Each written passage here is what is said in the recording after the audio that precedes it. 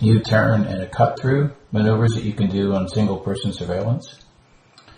This is the type of maneuver you can do to take a little bit of pressure off yourself when you're all alone and you're having to follow a subject into multiple neighborhoods in an urban environment. So as you see the subject turned right there, the investigator is going to proceed, and up ahead you can see that there's an opportunity to pull a safe U-turn. The investigator is going to pull a U-turn here and proceed back in the direction that the subject was last seen. Now this is really for the benefit of the investigator, but also it adds up over time to be a benefit of the investigation and the ability to maintain surveillance. You'll see that the actual maneuver itself doesn't create a lot of distance between the investigator and the subject. However, it does create enough distance rather than being right behind the subject after several turns. Here you see the investigator looking left and right. You can't see it, but he does, and he's able to follow him behind and create enough distance and potentially a car cover between him and the subject.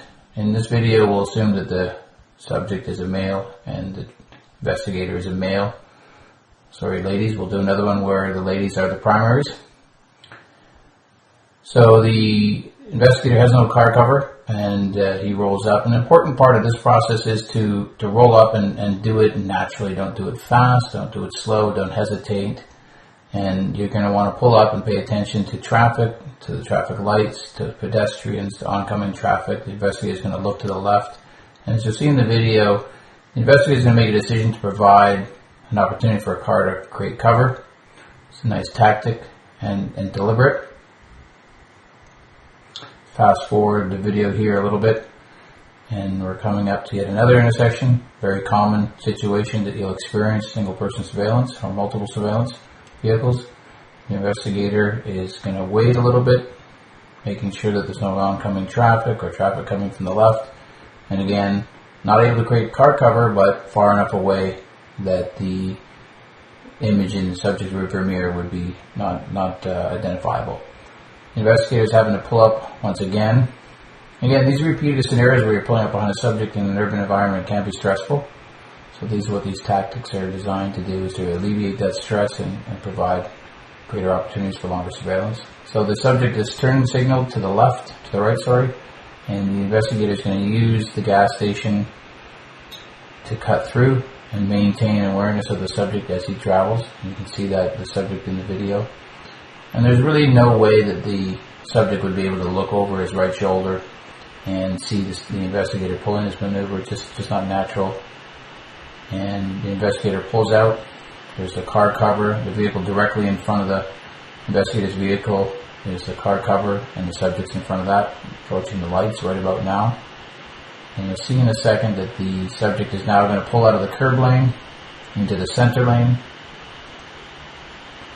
And the investigator is now looking behind, looking to the side, looking everywhere, trying to determine what traffic is coming up from behind and when and how he will decide to get into the center lane. And you'll see here in a few seconds that opportunities arise. As a vehicle from the rear comes up, another vehicle from the curb lane turns in, giving the investigator two-car cover for momentarily. And then that vehicle that came up from the rear is also turning left for the subject. Now the investigator has a one-car cover, vehicle directly in front. And in this case there's a turn signal, so that's good. If the investigator potentially had a two-car cover, it would be unlikely that he would have been able to advance in the situation, because you'll see the turn signal stops, and most people probably would have stopped, or at least that car was stopped and potentially impeded the investigator's progress. The investigator loses his car cover here, and again is faced with the potential of having to pull up behind the subject once again. Now in the distance you see the light is red. You're going to want to maintain awareness of what the status of the traffic lights are up ahead. Vehicles behind you, vehicles in front of you. And the subject again is making another turn. The investigator loses his car cover. And again, pull up naturally behind the subject, not too quickly, not too slowly. You want to be aware of pedestrians. The subject turns, the investigator gives him a few seconds, creating some distance, and turns as well. The school zone, so be careful, extra careful in school zones. Fast forward a little bit. Yet another intersection. Now, this is a little bit exaggerated for training purposes in terms of number of intersections and number of times you're behind the subject, but it's not that unrealistic, you know. Subject is going to turn right, the light is green, it's going to cycle here in a second. Investigator is going to look to the left, try and put a car in between. There's no opportunity. It's going to turn right, and a very short block, another set of lights. This is going to create stress if this was actually happening. The investigator notices that the subject is turning right. And usually in many cases like this, an investigator is familiar with the area, familiar with the locations, this one specifically, familiar with the benefits and limitations of these types of maneuvers, and in this case provides an opportunity for the investigator to get ahead and lie in wait rather than have to follow from behind. It's turns and signals and intersections where you're directly behind the subject where it can create opportunities for the subject to become aware of your presence, and over time, ultimately, that could happen. So appreciate you watching these videos. We'll post some more videos shortly, and we'll look forward to you giving us your feedback in the future. Thanks.